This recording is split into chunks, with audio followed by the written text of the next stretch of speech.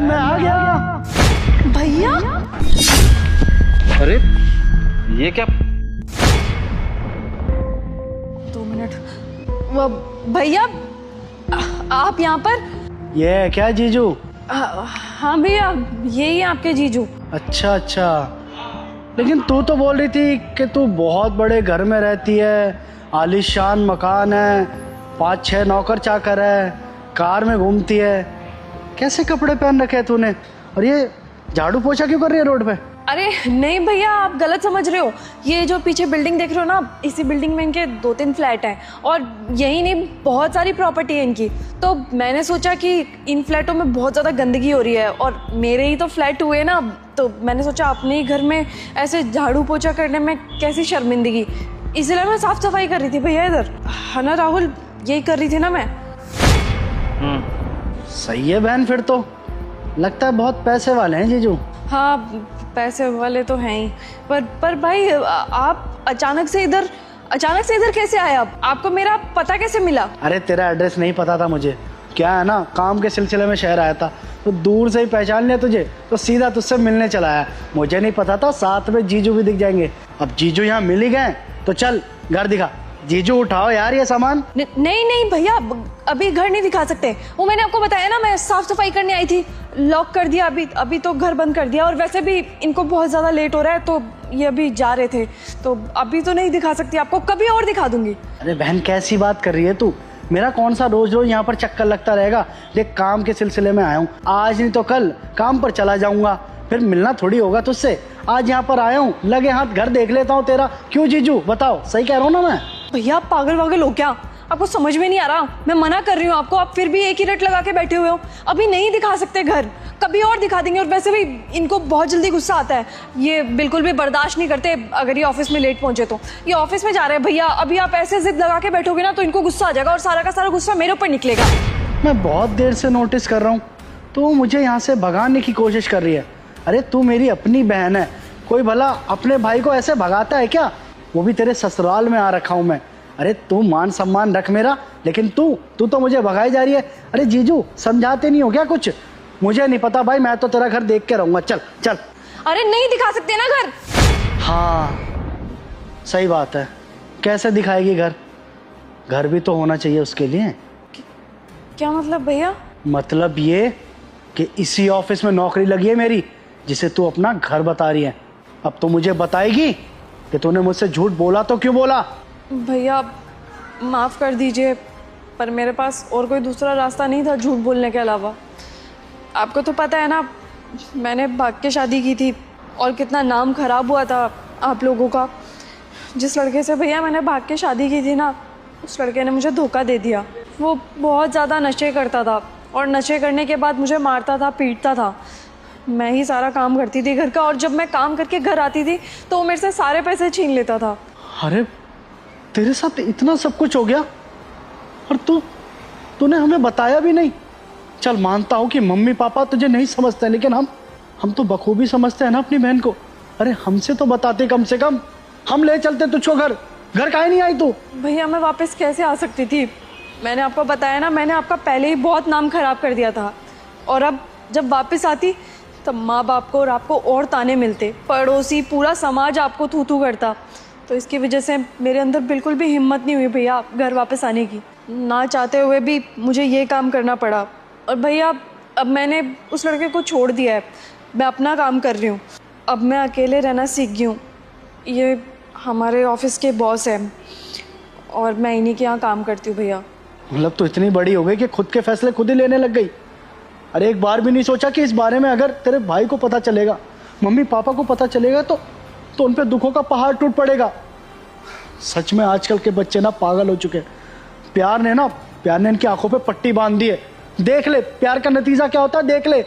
अरे घर बार छोड़ के यहाँ ये सफाई का काम कर रही है तू। बताइए सर, अरे नाजों से पाला है हमने इसको और यहाँ पर सफाई का काम कर रही है। ये उम्मीद तो नहीं थी बहन तुझसे।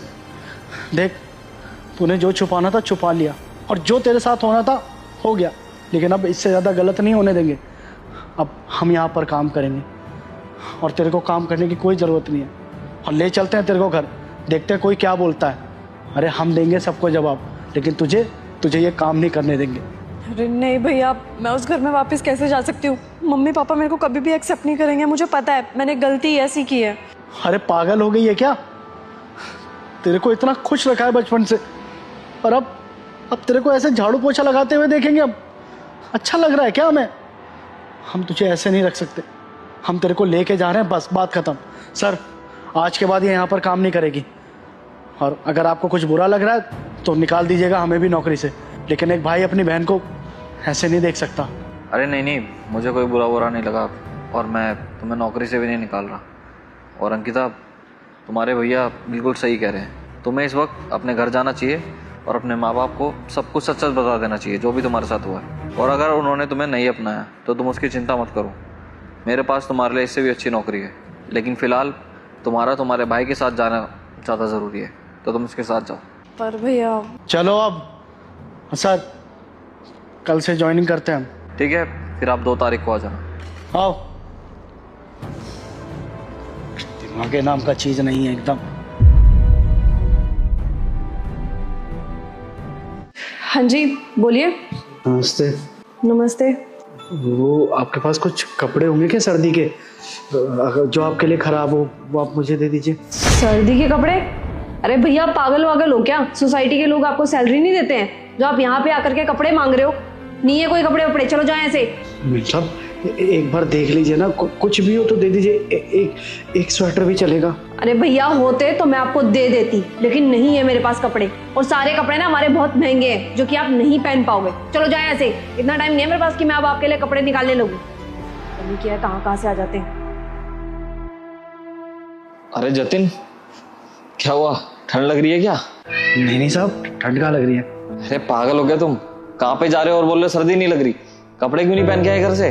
वो क्या है ना साहब, जब गांव से यहाँ पर आए थे काम के लिए तो उस टाइम बहुत ज़्यादा गर्मी थी, तो ठंडी के कपड़े लाए नहीं। यहाँ पर कपड़े है भी नहीं गर्म। कपड़े नहीं है? अरे तो खरीद लेते ना। साहब कैसी बात कर रहे हो?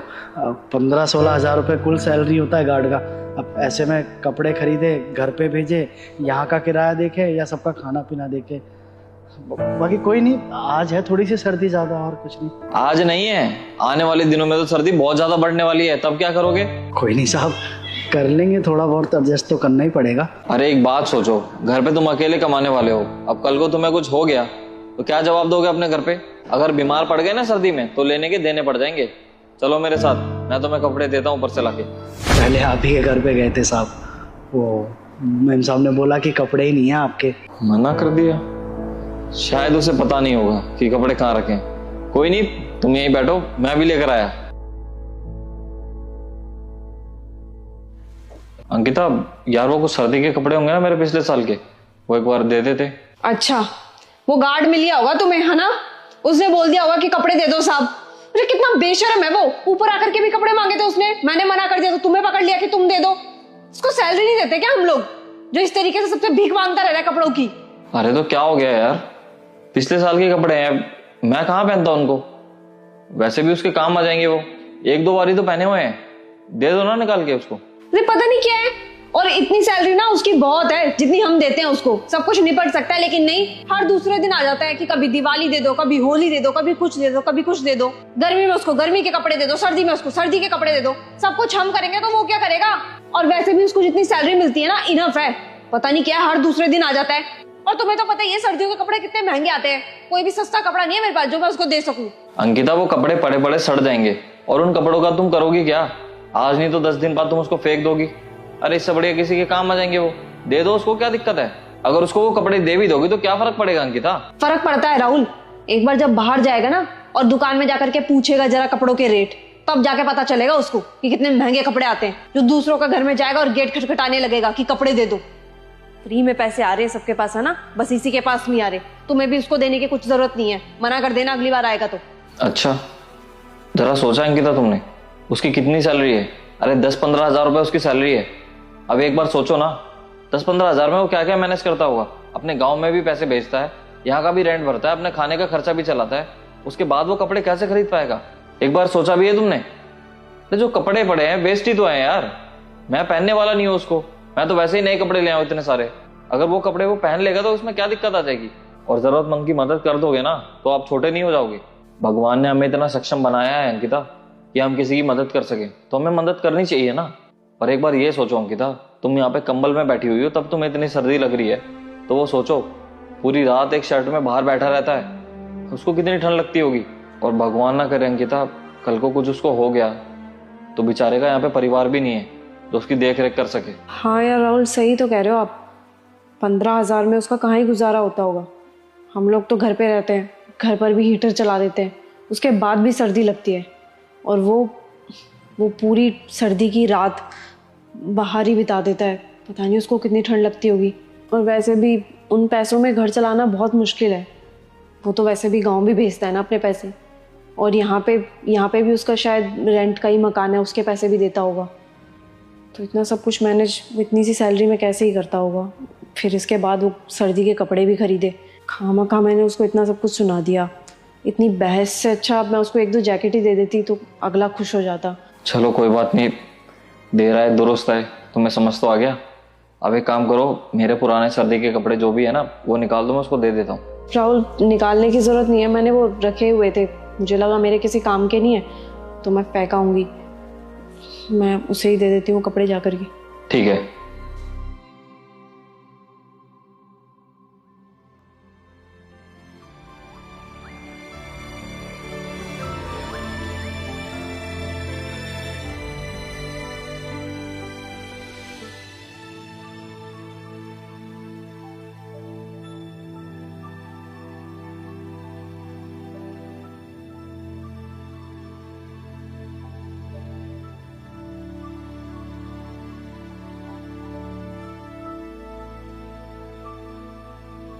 अरे भैया 2 कप चाय लिया ना। लाया भैया।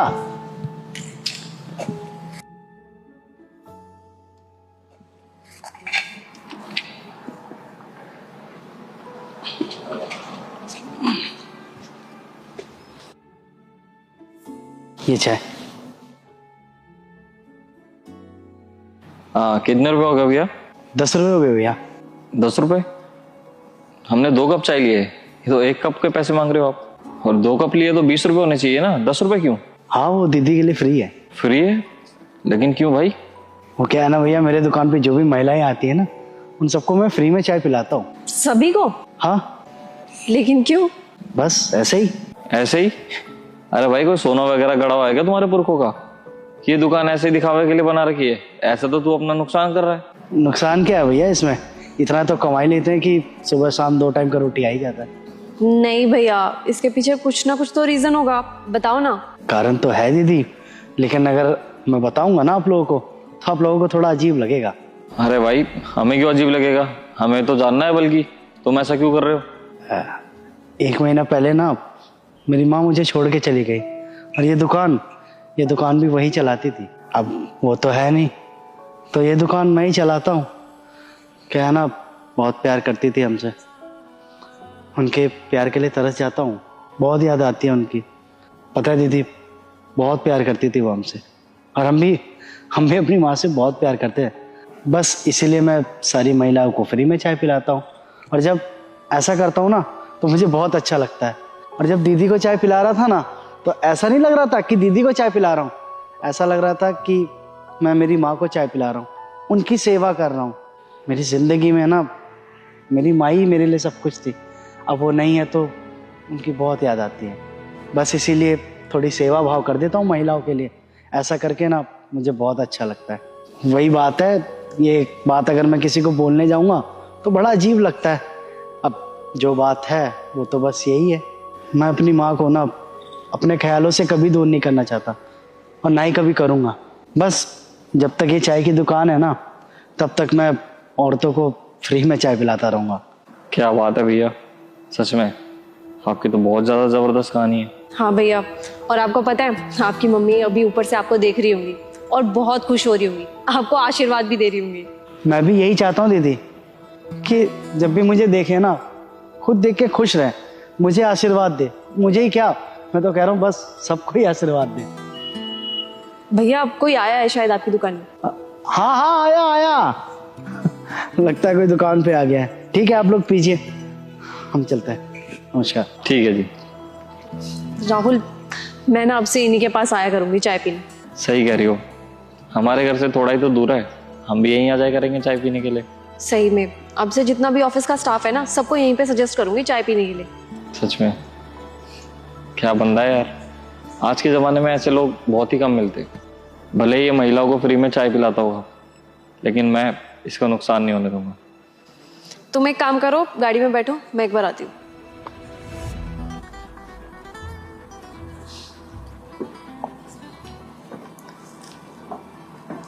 हेलो मम्मी, कैसे हो? हाँ मालूम है, मुझे बहुत दिनों बाद कॉल किया, याद आ रही थी आज आपकी बहुत ज़्यादा। हाँ हाँ, गांव में जल्दी आऊँगी। और सभी ठीक है ना गांव में? ठीक है। आई लव यू मम्मी, जल्दी मिलती हूँ आपसे। कुछ नहीं हुआ, बस आप अपना ख्याल रखना।